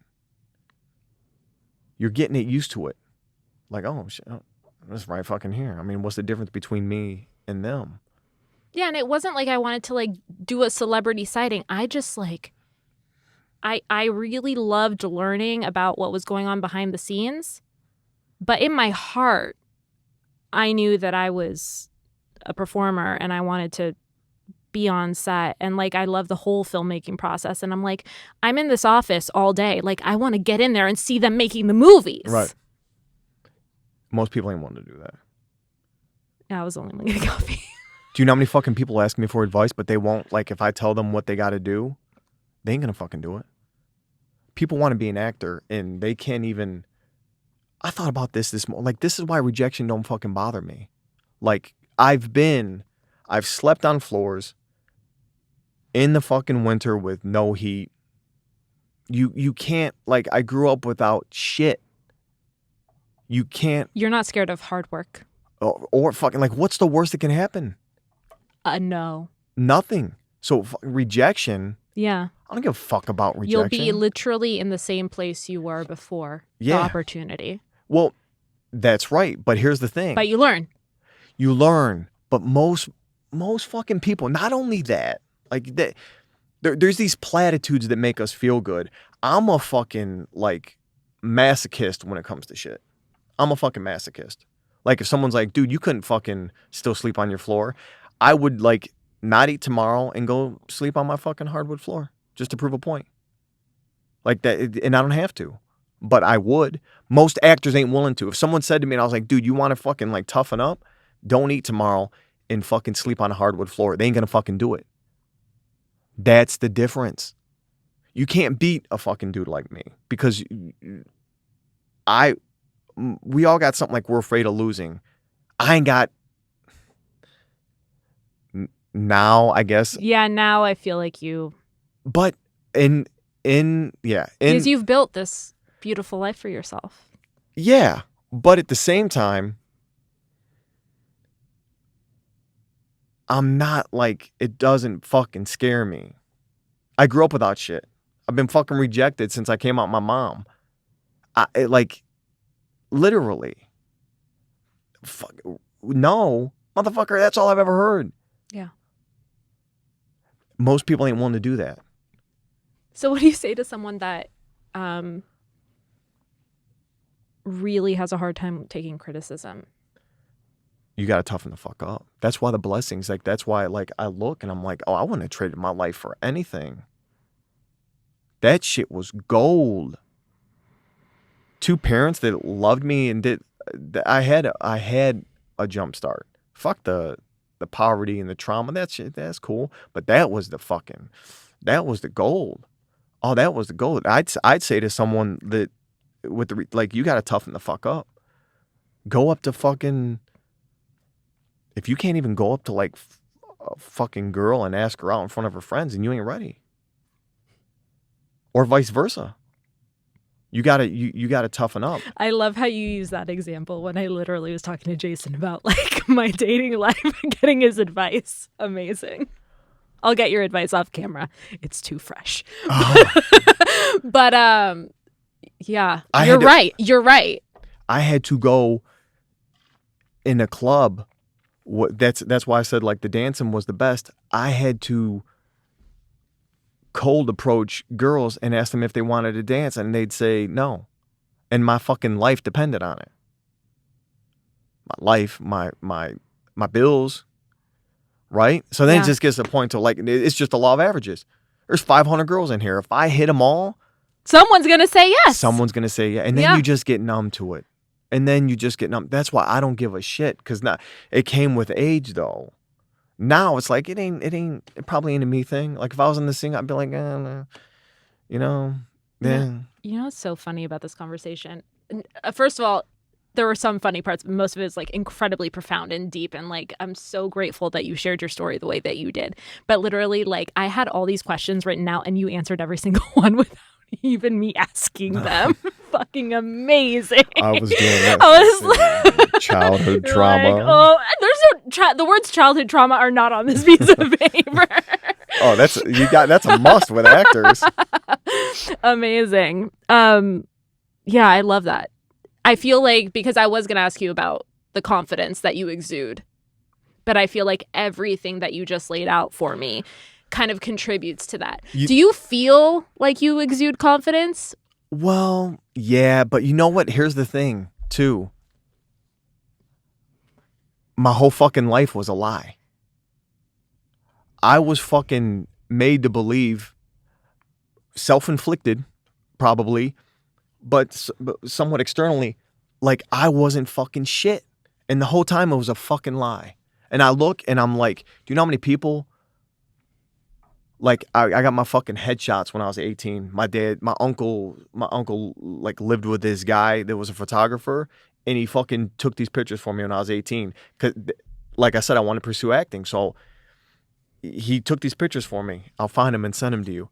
And so many people talk shit. And one of my bosses at the time was like, oh, I guess John thinks he's going to be like some kind of model or an actor. And I'm the dude that fucking thrives in adversity. That's the masochistic thing. Like, thrives. Well, because I feel like that's what you have, unfortunately and fortunately, I suppose, the most practice in. Yeah. Yeah. So when someone's like, you can't, like. You can't scare you. Yeah, I just got off on it. It got to the point where I'm like, fucking, I just would thrive on, like, date these girls, and the parents fucking didn't like me because I was a dropout. My family was poor, and I'm like, you motherfuckers don't know. I'm going to show you. And it's been like that since I was a little kid. And then I like started to fucking thrive and get off on it. Get out of shape, and someone fucking's like, dude, you fucking put on weight. Like, I love that shit. And it still happens to this day. It still fucking happens to this day. And shit, where was I going with that? Because The confidence you exude. The confidence. Okay, so, and then I look back and all the fucking points I was trying to prove, I don't want to say, like, for naught, but it didn't fucking matter. Everyone I thought I had a point to prove to, like, I'm going to show them. I'm going to show fucking her and her motherfucking parents that I am somebody. By the time I did it, I was like, man, I kind of feel bad for them. I hope they're doing all right. I'm gonna pray for them. I don't even feel like fuck you. I'm gonna pray for them.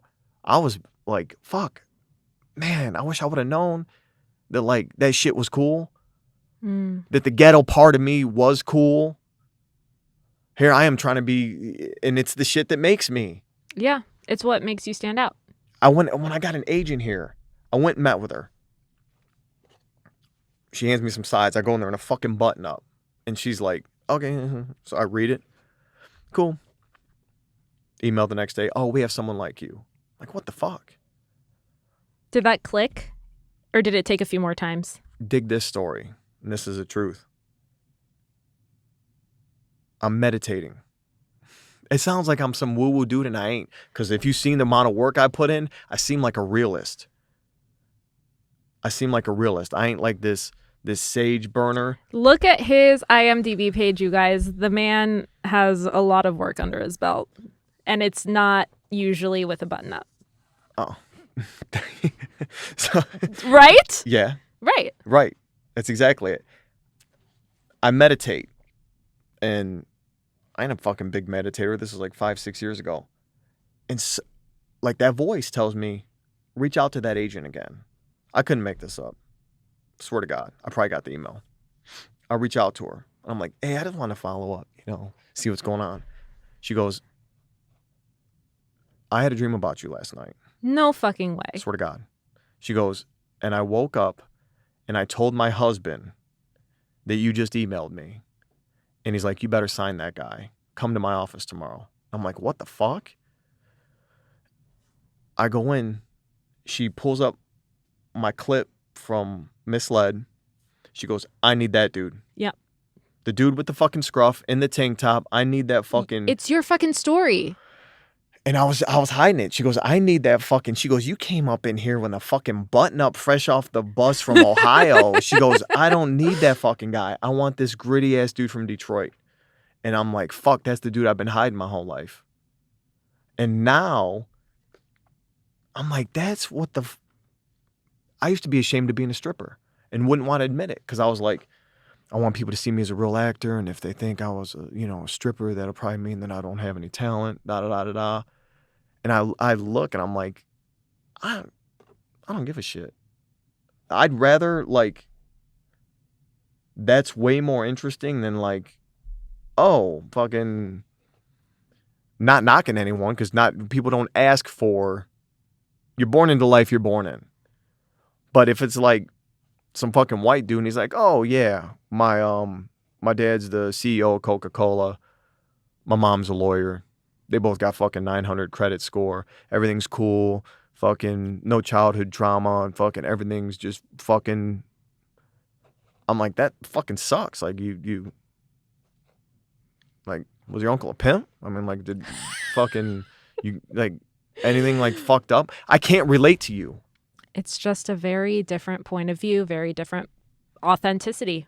Yeah. Different person, different walk of life. A different walk of life. They have something absolutely to bring to the table, but it's going to be different than what you bring to the table. It's going to be different. But from my standpoint of like, I was trying to be that. something that I wasn't because I thought that would make me more accepted socially. Like, oh man, maybe I'll fit in. Maybe then people will respect me because they ain't going to fucking respect me if they know I was a stripper and that I got a fucking 8th grade education. And here's the thing. And that's another thing. Like, it was a lie. The fucking lie of my teacher. Yeah. Telling my mom that I needed, and God bless people that do. But I was like fresh at this school, not fitting in. The issue wasn't me. I didn't give a fuck about pre-algebra. You know where I did excel? Reading and English. Yeah. Which makes sense. Completely. That was it. And my English teacher loved me. Had no problem. But it was a thing of like, the teacher, that's what's wrong too. And that's like, I look and I'm like, man, there's some little ghetto kid out there right now that It's a has system. dreams. What's that? Systems. Yeah. And some teachers, some authority, not necessarily some teacher, someone's feeding them the wrong bullshit. And that's why I do this. Because there's something, I just, like, some fucking little girl or kid in the ghetto is going to be like, oh shit, I'm being lied to. I remember I was in that same math class. I had a trick for percentages. And I raised my hand. This is a shit that fucks people up. I'm 11, 7th grade. And it was like, you know, fucking some percentage of something. And I had this fucking trick that I somehow came up with. And I said, it's this. Can't you just take this and multiply it times this and subtract it? And he's like, no, you can't do that. But it was the right fucking way. And I never raised my hand again. Yeah. But it was a trick that I found that I came up with. And I felt, man, fuck, I can't raise my hand.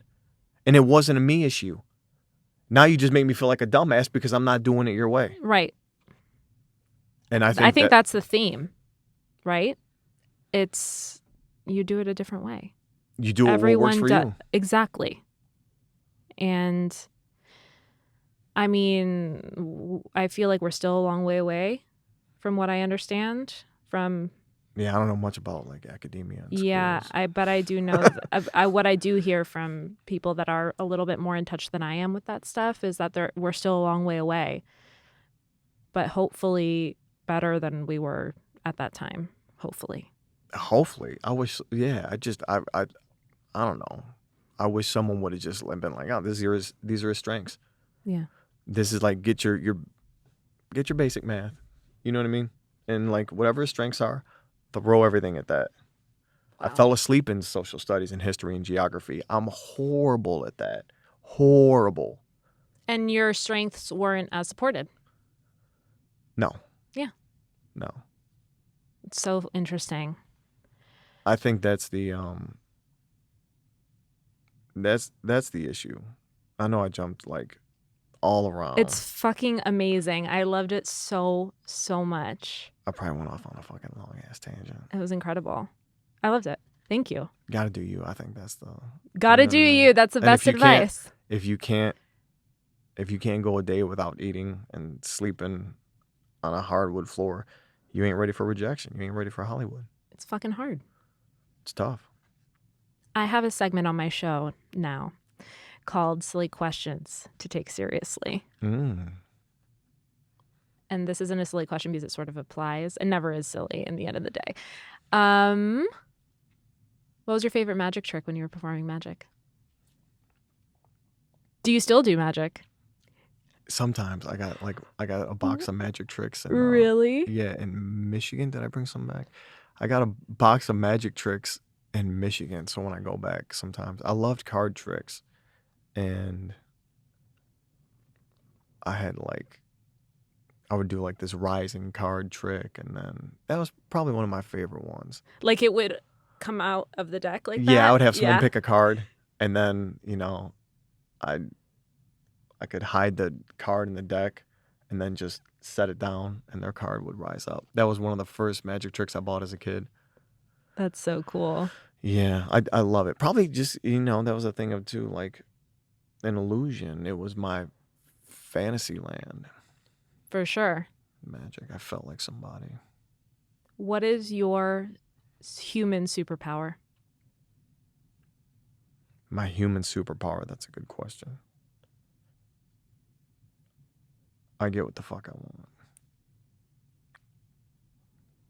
Why? Because I don't give up.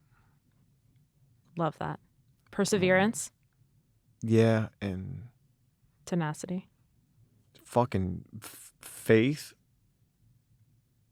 desperation, and grit. I love that answer. And as long as I stick around long enough, I'm going to get it. You know what I mean? Mm-hmm. Like, I'm still in the game. Sometimes you just got to stay in the game. And I say that to, like, I'm here. As long as I'm fucking here, as long as I can wake up, I got a shot. What do you want? Which is it's such a simple question, but it is probably now I'm realizing this as I just asked you this, because it's a very hard question to ask people. It's probably one of the most personal questions you can ask someone. Mm-hmm. And it would have changed if you would have asked me, like, because the last couple of years after, I've become more of who I am too after losing my brother and my mom. And they were so fucking back to back, and it's so fresh because it was year and a half, year ago. Now it's like you ask me and it's like, fuck. What do I want? Not to have any more fucking blows. You know what I mean? Like health. I pray for health every night. Yeah, like if you would have asked me, I know you're asking me now. This is me going off on a tangent. Yeah, I mean, right now, peace, health for me and my family, and always financial abundance. Because you can't do shit when you're broke. Like people say, oh, money doesn't buy happiness. Fucking poverty doesn't buy happiness. I've had that. So it can help. Fuck yeah. It makes a difference. It can hurt you if you money puts a don't spotlight know on who you are. What to do with Yeah. it. Yeah. Yeah. It puts a spotlight on who you are. Mm-hmm. My mom, every time she came into money, she gave it away. She gave it away. She had $100. She was giving it away. No, that was just her nature. She wasn't doing nothing stupid with it. She was giving it away. And I think just money puts a spotlight on who you are. And the reason, I think financial abundance is so important is just, I mean, if me and you are starving, what the fuck is it good for us both to be starving? Now, if I got money, I can buy us both a sandwich. But what good is it if we're both fucked together? But health first. I put health at the top because my mom died at 62 and her health wasn't good. Longevity. Yeah. Health, longevity, peace of mind. Which is part of health, mental health. Yeah, all health. And then finances. Believe it or not, most people put finances at the top. Fuck that. After I lost half my family. What are you going to do if you're unhealthy with the finances? Man. Yeah. Nothing like just having your loved ones healthy and just like, that's a blessing. Mm-hmm. When you wake up every day, like when I wake up and nothing like happened, that's good. I didn't get no bad phone calls. And it's probably like, no lies, some PTSD shit. You know what I mean? I feel like that's a very common thing right now. Yeah. Yeah. Everyone's going through that right now. Yeah. I think health is the top of everyone's mind. It has been for a while. You just got to focus on it more. Mm-hmm. Count your blessings. Absolutely. It's too easy to just be like, oh, this is wrong. First thing I go to, I'm just giving things for everyone and everything I got. Yeah. And that changes things. Because we often just like, oh, this is wrong. This went wrong. I want this part. I've been on both sides of the fence, man. I was watching a video last night on TikTok because that's my new thing. It's cool. I love TikTok. It's addictive. It is, because it really kind of feeds you the things that you're interested in instead of just like the people that you follow. It gives you like new content, new people. Anyway, someone was talking about how a really good exercise to do that has to do with what you were just saying is really notice where you are. You have a roof over your head? Can you hear your air conditioning? Do you have a glass of water next to you? You're not in danger. You're okay. That's probably because a lot of the time when we're panicking about rejection and all these things, we're like in this fight or flight mode. It means that you're really not paying attention to what's really, truly important and what's immediately surrounding you. Yeah, you're focused on the lack. Yeah. And it's really in your head. And here's the thing. I realized I'm in a blessed situation to be able to be on both sides of this. I've had all kinds of nice ass cars. I had tons of money when I was stripping. Every vacation. had some cool acting roles. I'm doing okay now. It doesn't fucking change anything. The money part is nice if someone needs money, right? But no role will change. Yeah. I'm over that shit. You are who you are. You are who you are, but we as actors go, I'll be happy when I get this role. Mm-hmm. You know what's even fucking worse? Is when you realize, and then that dopamine, I'm in the running for 2 pretty good fucking projects right now. You've been slaying it lately. I mean, always, but especially lately, I noticed. Thank you. Couldn't help but notice, John. Oh, man. I probably fucking posting it. But you know what? I can honestly say it'll make 0 difference in my life if I get him or not. Yeah. Like, it ain't gonna, but there's a time I would have been like, if I get that, that's it. That is my happiness. And then what's scary is, as a kid, I built those castles in the sky, and that was enough to live off of. Dude, when I just get that, I'm going to be happy. And I had fucking tunnel vision, which helped. And it gave me a rush. Then I got those things, and now I get those things, and I appreciate them, but the high isn't high. And then you go, oh, fuck. Now what? Mm-hmm. That's what's scary. That's what's scary. It's almost better having that, man, when I get that, I'm going to be happy. Once you get everything and you've accomplished, I feel like I've accomplished a good amount, you go, fuck, it doesn't make a difference. Yeah. Yeah. That's a scary place to be. That's a perfect segue to my last question. I know, because I won't shut the fuck up. Oh my God, it's fucking brilliant. You're literally... I didn't have to do shit. I could throw this over here. It's so good. You're so prepared and so insightful. I love it. Jonathan. Look out, every time I get nervous. You've got props. I'm just I'm taking gonna look shit. under the table. I'm so like... You have a cornucopia of props. That's why I don't go to therapy. That's why I've never been to therapy. I can't, because then it probably wouldn't be this good. I'd rather keep it raw and like organic, and I'm not knocking therapy. God bless people. People probably need it. I love therapy. I think it's I always say like everyone could benefit from it because probably. I'm sure I could. After listening to this, they're probably, get that fucking guy some help. No. You were spectacular. So this is the question that maybe a therapist would ask. I don't know. Give me something. Here, take your cup. My empty cup of water. Are you okay? Yeah, I don't know. I mean, like, and it's funny because you asked me that. What is okay? I'm okay now. Today, there's times I ain't. You know, there's times you're feeling good today. Yeah, there's time, but you know what? I don't get mad when I don't. Right. I don't get mad when I don't. Mm-hmm. There's times I have a bad day because I had a fucking dream about a nightmare. Mm-hmm. And then I wake up in a bad mood. I'm like, man, fuck. I dreamt about my brother and my mom, and I woke up and now they ain't fucking here. What the fuck? Now I'm gonna have a bad fucking day. Yeah. And it's fucking heavy. And I mean, but I realize like that's what it is. And I'm okay from the standpoint because I have the wherewithal now and to go, dude, life is a motherfucker.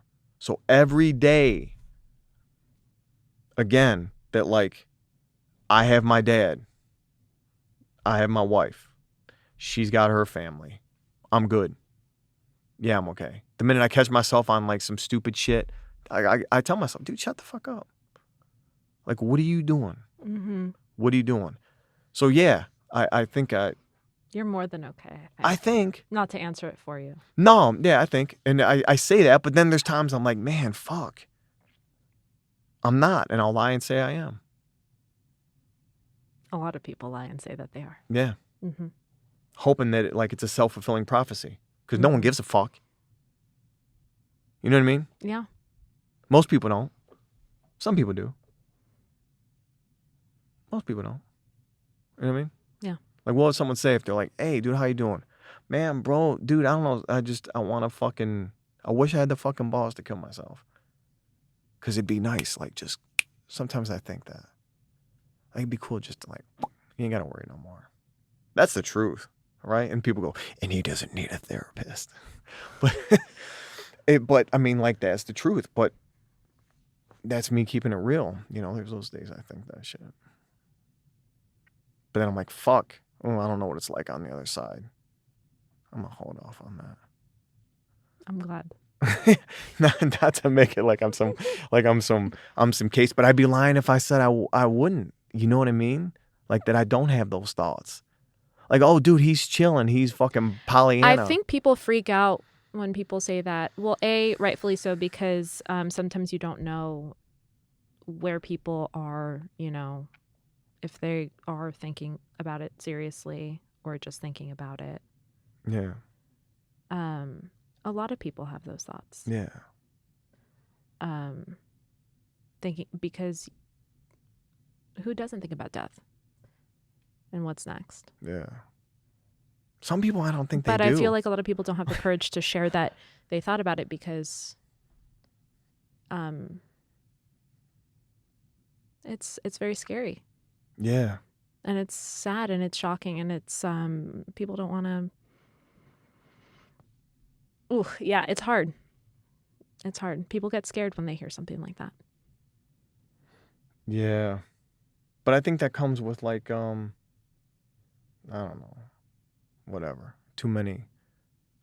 Like life deals you some blows and shit, and maybe your first thing is like, man, fuck, like, a lot of work being here.